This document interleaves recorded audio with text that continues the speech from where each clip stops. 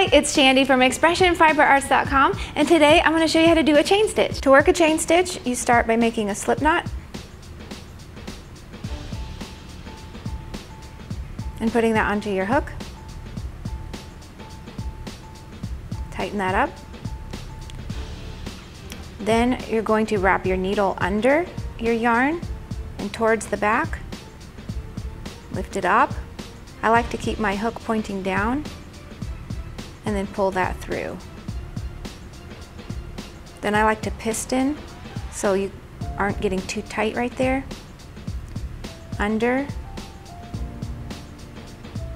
around, and back through. Making sure to keep your loops nice and loose.